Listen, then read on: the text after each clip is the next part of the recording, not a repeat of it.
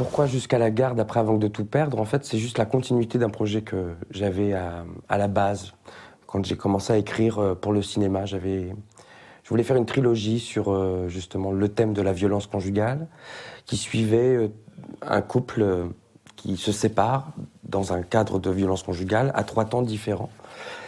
Et je me suis aperçu en faisant le premier volet qui était Avant de tout perdre que les 2 autres temps que je voulais raconter n'étaient pas très efficaces dans le mode court-métrage, parce que j'avais besoin d'un temps plus long par rapport au court-métrage qui raconte juste la journée de cette femme qui fuit son mari et qui organise sa fuite.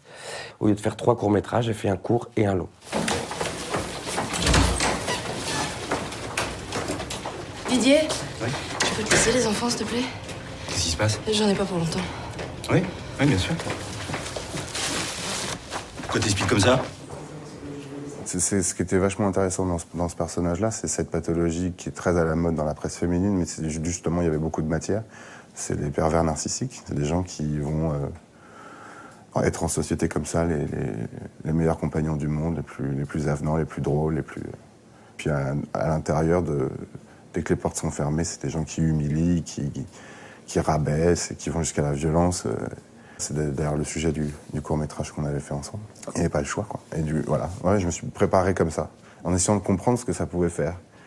D'humilier, d'ignorer, de rejeter la faute sur l'autre. D'essayer de voir ce que ça fait quand quelqu'un te pose une question, par exemple, de ne pas répondre.